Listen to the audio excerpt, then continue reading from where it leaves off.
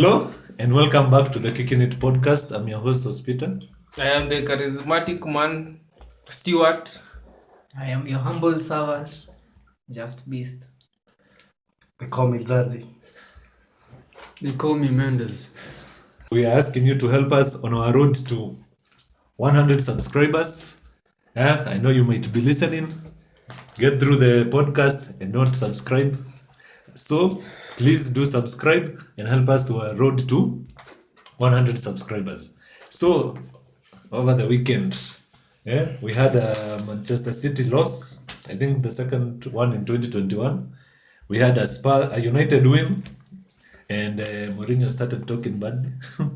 We had a Liverpool win after 6 straight defeats at home at Anfield. We had Crystal Palace being humbled by Chelsea, and we had Arsenal winning at Sheffield. So, question: City was beaten by Leeds, and they rotated their whole squad or majority of it. If you noticed, then they qualified for the first time under Pep Guardiola to the semi-finals of the UEFA Champions League. So, what are your reactions to that occurrence? Yes, they were outclassed by 9 men. Fantastic performance from 10 men. Sorry, 10 men. They were outclassed. I think now the Premier League, they have known the thing. Pep is now focusing on the Champions League, which he will not be successful in, and then he will crumble in the Premier League. Okay, let us ask a Manchester City fan. Yeah, Sean, tell us. Well, as for me, I think City played a good game despite the loss. And Leeds are a very difficult team to beat. We They beat have- them 6. I don't care what you say. They are a difficult team to beat. They have an amazing coach. And as Pep said, he didn't have any regrets about the selection. Because if he didn't trust them, he didn't trust his players, they will not play. And as we all know that every Premier League game is difficult. Every game requires focus. So, yeah, defeat is sometimes necessary to understand how difficult it is to do what City have managed to do this season.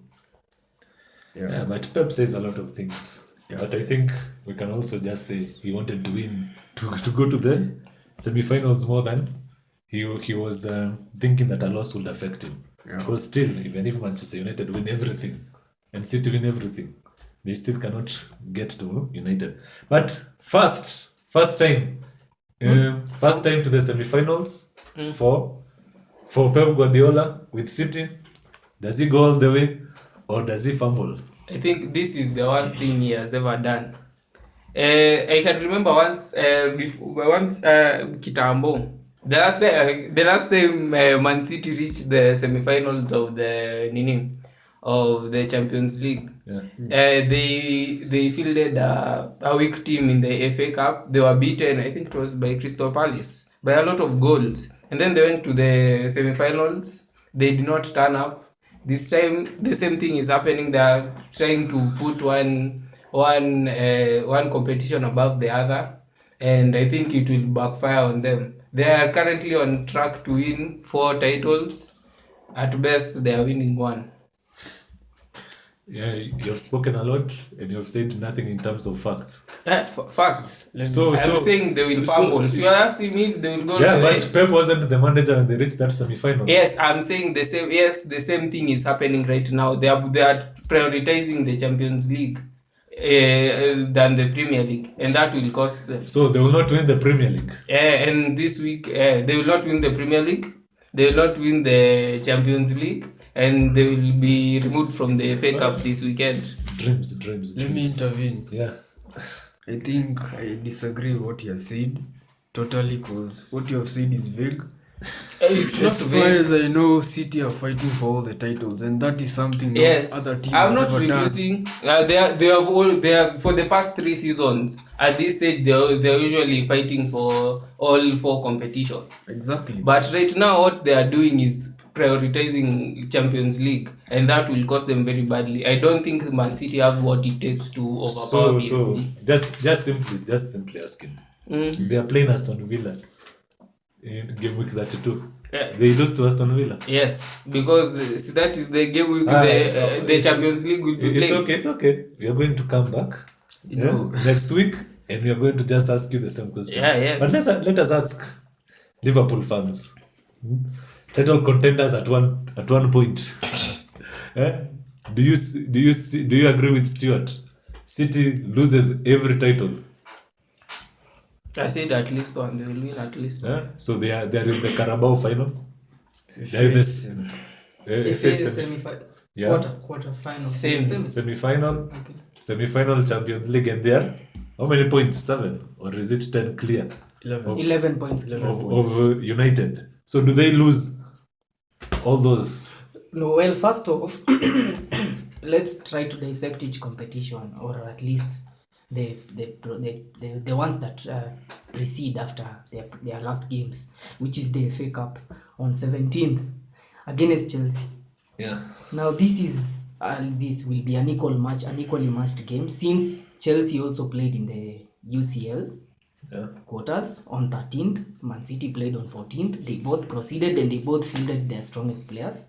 So they'll both be on the same level, possibly, logically, on the same level of fatigueness, on the same level of mentality about rotations and everything. So it will be an equally matched game. So to Stewart's point there that City are competing for every cup, no, if you dissect the FA Cup specifically, they're on the same level as Chelsea in terms of the level of preparedness, the level of strength, fatigue. Competing, the fact that the semi-finals means they are competing for that cup. Yeah, and which my point is to say that they will have the same strength as Chelsea will have. They won't have any less just because they are competing in other 2 more cups. Okay. Apart from Carabao, they are in the semi-finals. Chelsea is in the semi-final of the UEFA. Yeah. And they're also in the semi-finals of the FA Cup. Of the FA Cup. The question is, do you believe City will lose 4 titles? Okay, let's just not say 4, 2. we can say. Will they win the EPL? Yeah, in your view? that's certain. Carabao, will they be beaten by Mourinho? Yes. No. So we are left with FA Cup and UEFA. So are they winning the UEFA Champions League in your view? Let's leave that to the second leg. No, it's we're asking for your prediction. Okay, for my prediction. We don't believe they are winning. City against PSG. PSG team that knocked out Bayern. I think they have more morale, more conviction. So I think they won't proceed. Yeah, that's my view. Collins, does City win the Champions League?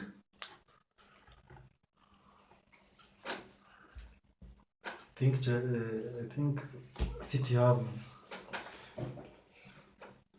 a good squad, and they also have luck, if you can say. So, in my view, I think they are going to win all 4. All 4. Yeah. Let me put it into actual terms. This Saturday, they are facing Chelsea in the semi-finals. They're going to beat Chelsea. And then on that, the following Wednesday, they're supposed to play Aston Villa. So one game, they are supposed to field their strongest team. Which is the FA. And then the Sunday after the Wednesday, this coming Sunday, they are facing Tottenham in the final of the Carabao Cup. And then the following Wednesday, immediately, this is in a span of like a week, they are facing PSG. So currently they are supposed to prioritize the Chelsea game, Man City and PSG games. Those are the high profile ones, and they will sleep in one of those or 2. Say you like them to sleep. No, guaranteed they will sleep. Yeah, but it's okay. We cannot live here. My belief is that City wins the EPL. They win the Carabao. Yeah. FA, it's up in there for me because FA teams sometimes just turn up for no particular reason. Like when Wigan beat, is it City that was beaten by Nene? But it also depends with injuries.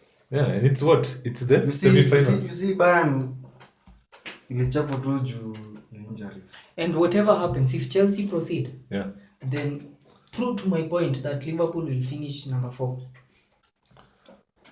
it will be validated. Yeah, but we're talking about It City. will be validated. But But can- as for me, Yeah. me, I know one thing about City. They don't overthink. That's what I've seen in the Man City squad this season. Like they take one game at a time. That's why they have this winning streak of doing well in each and every game. And it's all about rotation, mentality, physicality, and all that. And I believe we have always been judged, especially in the Champions League quarterfinals in the past 3 seasons, especially when we were eliminated by Spurs. But as for me, I know that we can still win all 4 trophies. There's nothing impossible in football. Yeah, anything can happen. yeah, but winning It will be a hell of a winning 4 of them is not the easiest thing in football. Yeah. As far as everything is possible in football. Exactly. Yeah. So at least we can move on to Chelsea. Chelsea bounced back against Crystal Palace 4-1. Yeah, they are through to the semi-finals. They play Real Madrid in that semi-finals. So what are Chelsea's chances at number 1? Though we keep on asking this question, top 4. 0. Top 4? 0. As it Zero stands, chances, I'd like to zero. say it's very slim. It's very slim. They're behind West Ham with how many points? 2. I'm sure it's even 2. Yeah, so 1 point or 2. so the question is chances at top 4, 1, chances at UCL final. Negative 100. Why? Okay, I will say chances to the UCL final are 2 or are halfway between 2 and 50-50. 50-50. Okay. Because they have really proven that they are a strong team. But they Getting have past not Atletico faced. and you are the one who said that Porto will beat Chelsea. You're the one who said that. No, I said Chelsea will beat Porto. Chelsea was supposed to reach to the semi-finals according to my predictions. prediction. To this point, you can argue that the Atletico Chelsea faced were not their best this season. Atletico are currently in a downfall. They have blown like 12 points right now. Yeah. In the title race. They have blown 12 points. But it can also be argued since Tuchel took over, they have not faced a Real Madrid type of challenge. And the Chelsea that is right now, even when you can see when they are playing, I don't think they have what it takes to take down Real Madrid. The Madrid is too Well, strong. I think Chelsea have experienced forwards. That's something I think is a bonus to them because the likes of Havertz, Timo Werner, they are players who have experienced Semi-final. said teams, maybe perhaps Real, maybe perhaps strong players, not necessarily Real Madrid, but they have experienced such level of competition, which will be a boost to them. Even defensive wise, you have the likes of Thiago Silva, someone who can command, someone who can, you see. So it will be interesting.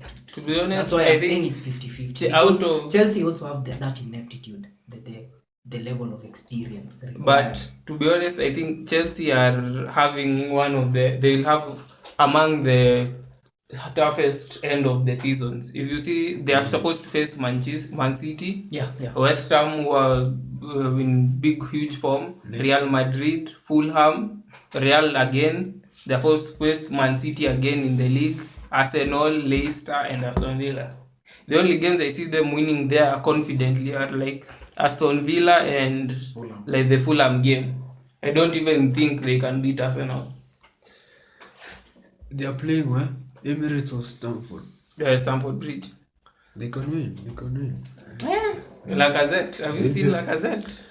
So, question number 1. Chelsea, with like 2 points away from the top 4. You're saying they're not going to be top 4. 50-50. Yeah, I'm saying they're not. Actually, I prefer West Ham to be number 4 because they have really done an amazing job this season. Yeah. So, I also don't believe Chelsea will be number 4 based on just schedule alone.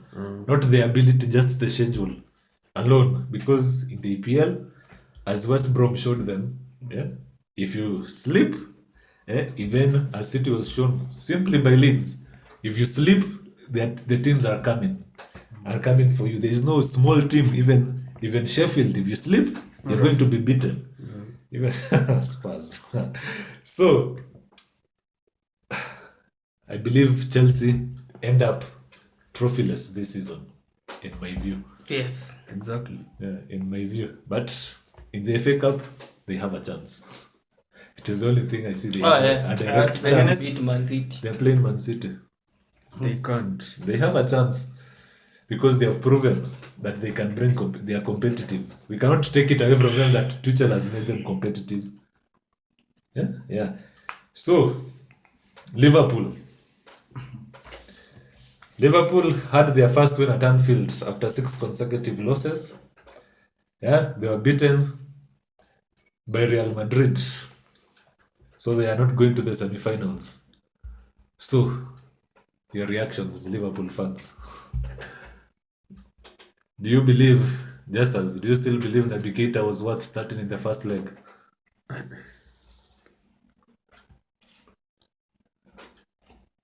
It's not a matter of what I believe. I believe it's a matter of what was right.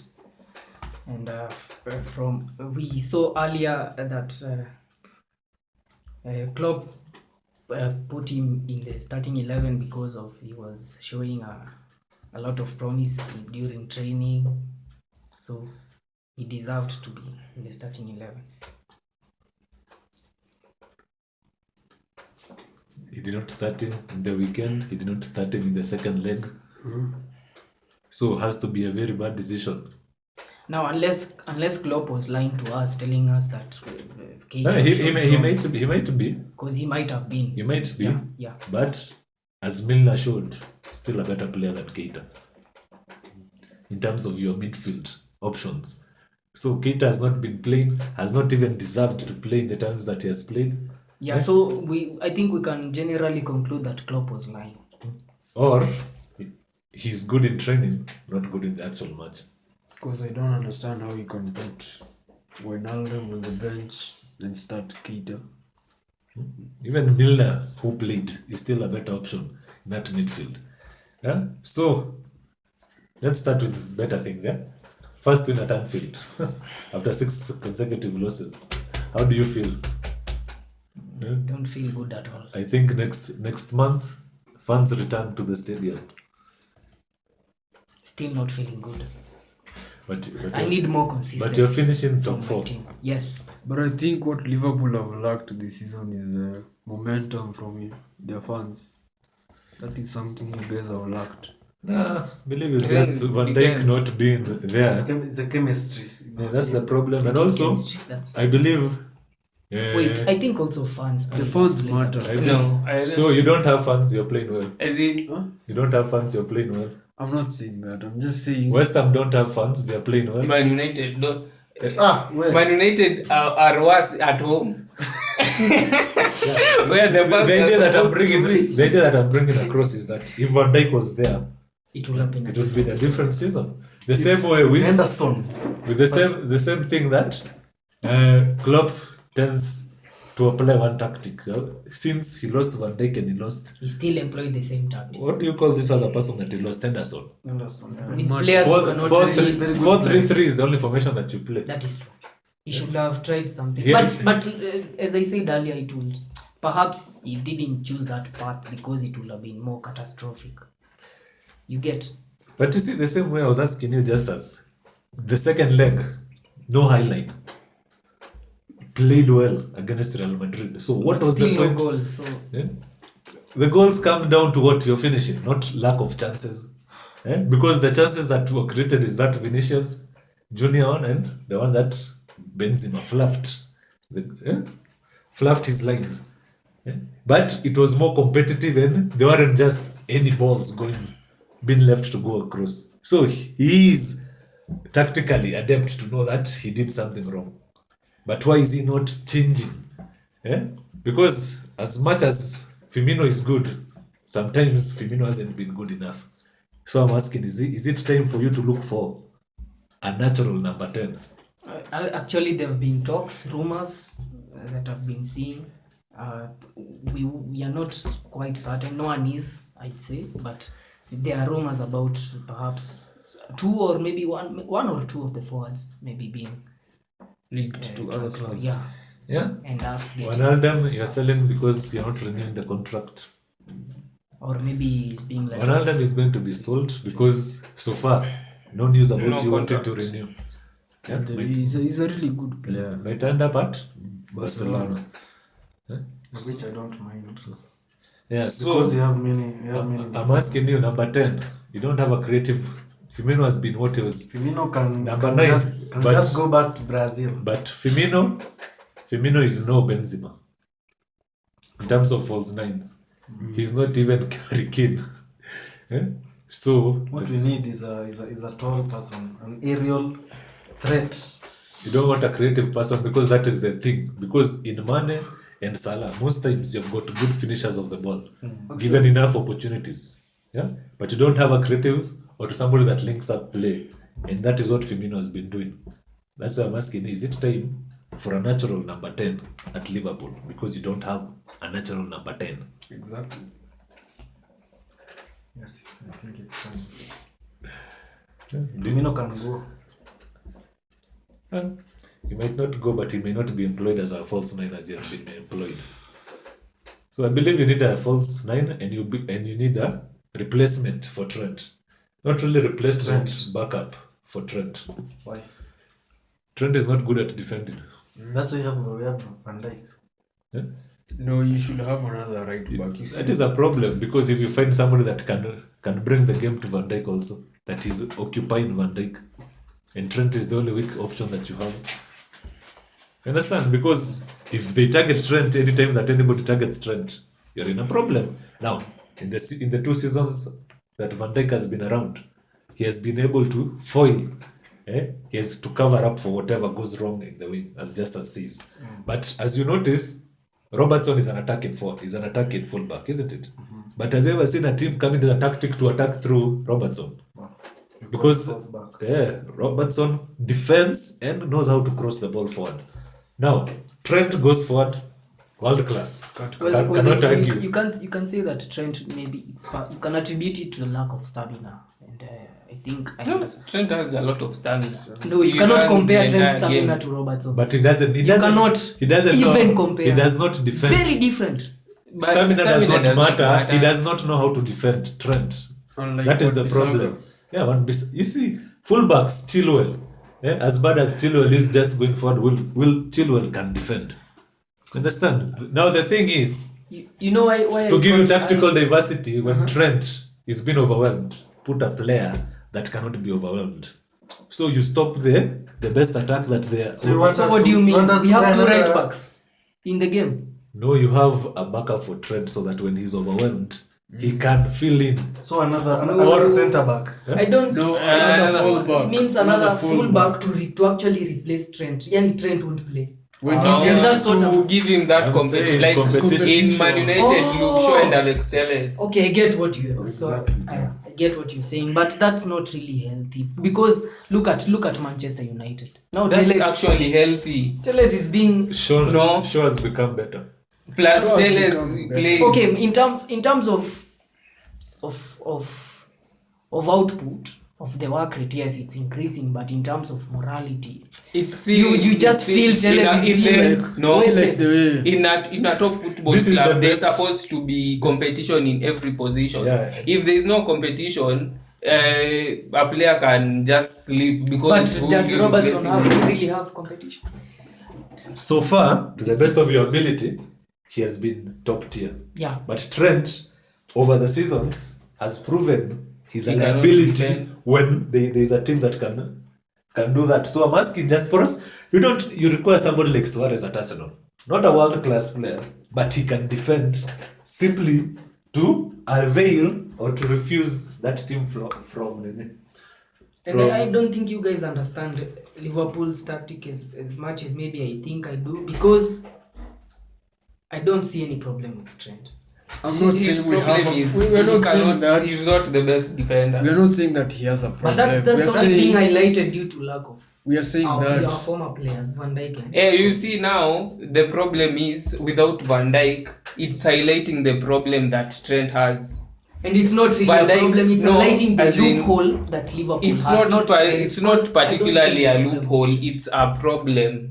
Consider you are supposed to be well rounded as a fullback. Now Van Dijk used to cover for Trent's But he's coming back. shortcomings. It does not. That's still Trent's problem is still there. It won't be there anymore when Van Dijk comes. And that's why I think it would be best to find an alternative for Van Dijk rather than an alternative for Trent. you actually need an alternative because when Trent akiumia nini itafanyika? Because We you have Milner. We have Actually, we have Lucas. right See, backs. you see now you have to like shuffle. Man City, they have Walker and Cancelo. They both I get. compete. Okay, Yeah. in terms of in terms of injury, I do believe, but in terms of tactics and In terms of tactics, simple. Because No. if the only tactic is attacking fullbacks that cross, yeah, I'm saying if people the same way if the game Leeds versus Man City first leg, yeah, Harrison was it Harrison cannot play against City. He's a Man City player. There was a player that was given Trent, that was given De Bruyne to follow around. Understand? If you have players now that can pin back Trent, and Trent is easily beatable, 1v1, as opposed to Robertson, which you have had the good fortune of him not being injured. Yeah, you understand? Yeah? it would have been. Yeah. So the simple thing is this: Trent is a liability. Not that every team will come aiming to beat Trent. There are teams that come to play their own game. But Trent has a liability that can be exploited, as was exploited by what was his name? Vinicius and Mendy. Yeah, it's something that was obvious. Now, the same way I told you, Robertson, nobody bombards Robertson through that wing. Because Mane comes back. Two, Robertson falls back and knows how to defend. But so far in that game, you saw the problem. So I'm asking just you to have somebody that, when that is the thing, yeah, you just have a player that can fill in and stop the stop that tactic of attack. Yeah? But so far, Van Dijk does it well. Yeah, it's true. Yeah, It's true. but I will bring a comparison. Trippier was the same player as Trent in terms of crossing the ball, but defensive inability. No longer at See, first. that's why Gareth Southgate had an issue to choose between Trent and Wan-Bissaka because one knows how to attack, the other one knows how to defend. So it was a. But do you guys, okay, maybe I'm thinking in terms of limited, okay, assuming we have just enough money to buy a top tier player, either a centre back or a right back, who would you rather buy? As a Liverpool fan, Yeah, By right back. you. for now I'll go for a centre Yeah, back I would also go for a centre back first. Your centre backs have been injured. because I've seen how much it Your centre backs have been injured, which we call bad luck, because usually they don't go all of them. Yeah, they don't. Yeah, so in terms of centre backs, if you're going to keep Kabak and Trent and Davis, you already feel there's no people to back up Trent and Robertson, because the guy you bought Is Tismas. Davis a centre back? Yeah, or he's a centre back. Okay, unless you'll extend their loan deals and make them permanent. I think Davis is a permanent. Yeah, Davis is already you won't need to buy a centre back then. Kabak is the one that is on loan. Okay, But you yeah, have that's true. Factoring then that we have. Yeah, you have other nobody substitutes. to fill in, because even at Phillips, that other guy that you have been playing, what is it called? Williams. Yeah. Yeah. You see, in terms of centre backs, you even have people in the what is that called? In the reserve team that can come in. You don't have, apart from Tismas or whatever that person's name is. Zimiskas. Yeah. For Robertson, nobody. You have no cover for Trent out and out. Yeah. So for me, I would like you to get a 10 and to get a right back. And we'll be fine. Yeah. Because in terms of midfield, we are really solid. Yeah. Apart from a 10, because Ibrahimovic. Ibrahimovic. It's very Okay, honest. he's a good player, but For which positions? He's a striker. he'd actually be really explosive. But he's old. He's getting. He's 40. If we had a younger Ibrahimovic, it would No. be really nice. So buy Haaland. Buy Harry He's Kane. going on market. Maybe Haaland would be. Buy Harry Kane. No, Harry Kane is Haaland. coming to Man United. Haaland. Okay. Wow. Haaland is a Hey, Liverpool would be. Can you say it's or Mbappe. No, hey, Mbappe. are you Mbappe just is not a striker. Are you He's a just prime situation prime it's striker. true, but He's you a guys good are- player, but I think he's most primed when he's a winger. From what I've seen, from how I've seen him play. And we are looking for We are 10. looking for someone who can deliver the ball to someone. Uh-huh. So Mbappe is a so good player. Mbappe has a 10. Yeah. But Mbappe is not like a center forward. Did you unaona game ya PSG? But he can Yeah. Yeah, but What you know happens- it's the way what PSG happens- set out Nini. Does he play as a 10? That's He what does I'm not. asking you. No, as a wing, but And then He They are give us- looking for number 10. they're looking for a number 10. Yeah. Calling in A Mbappe second would mean striker. replacing Mane or Salah. Yeah. Chalazim actually. Chalazim. Because there is no way Mbappe can It's stay on Mane the can bench. come. Mane, Number 10 is Salah not can come in the Mbappe's middle. match. As in, Okay, Mbappe is yeah, not that's a true. number Salah 10. Salah has played. I think he's played Salah a can few come games in. as a striker, and he's actually But done. you know, as we are forgetting Jota. yeah, you already have somebody to replace him. Well, I think I'd One prefer for- Salah over Jota. Jota can. I mean, I prefer. I think I've seen Jota. Jota is the Mane kind of over player Jota. who gets the ball Jota and over Mane. scores. Jota Yeah, is That's Jota good. can- Jota That can is fine play as as a well. number 9, yeah. But what happens when it's not as easy as just getting and shooting? I'd prefer Salah is Jota. the player for that. You see, I prefer Jota over Mane. Salah is a selfish So- player. Salah actually needs so- to stick to number 10 so 11. his wing. or 11. Yeah. Okay. So yeah, let us give our predictions for game week 32 of the English Premier League. Yes. So we start with Everton versus Spurs. Everton versus Spurs. Spurs. I am going Spurs. The score 1-0. just as Everton Spurs. Let me think. There's no thinking. Collins I'd give it to Everton. scoreline. Sean. I'm going for 3-1 win for Spurs. Let's say 1-2 to Spurs. Hey, I will say overthinking. 2-0 to Spurs. 2-0 to Spurs. Arsenal versus Fulham. Arsenal. Because they will lose tonight. I'm going Arsenal. Like 2 goals. Lacazette to score. All of them. 2-1 to Arsenal. Yeah, I'd give it to Arsenal this time. 3-1. Arsenal 2-0.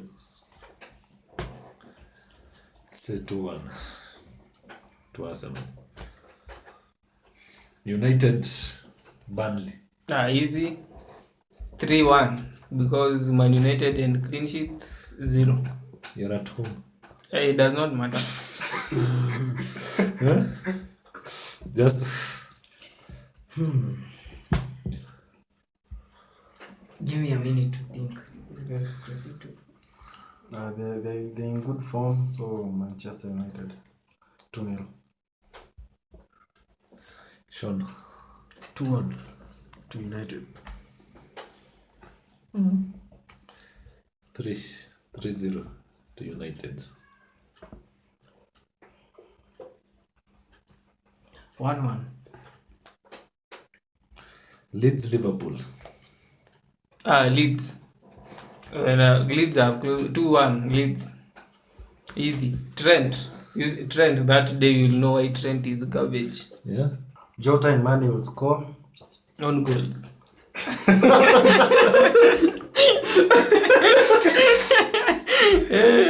2-0. 2-1 because Alisson 2-1 to to Liverpool, yes. 1-1. 1-1. I also believe it will be a draw 2-2. Back on form. 2-1 to Leeds for me. For Leeds, Yeah. Chelsea Brighton. Chelsea. 2-0. Team Werner will score. Just as I think it will be a Chelsea win 3-0. Chelsea will win, but Chelsea will win 2-1. Yeah. 2-0. 2-1. 2-1. 2-1 to Chelsea. Yes. Sean? 3-0 to Chelsea. 1-1. Aston Villa, City. Easy. 2-1 Aston Villa. 2? Aston Villa. 2? To win. 2-1, eh? Oh, I had 2-0. Just as. City will win. That's for sure. Gundogan will score. So, I think 3-1. it's a 1-2 to City. 1-2. 2-1. 3-1. 3-1. Yes. Sean? To City. To City. To City. Going for 4-1 win. To City. They've got the FA Cup. 2-0 to City. Yeah, and with that, we have come to the end of the Kicking It podcast. Thank you for listening all the way to the end and help us on our campaign, Road to 100 subscribers. If you haven't subscribed, please do subscribe and share, like, and comment.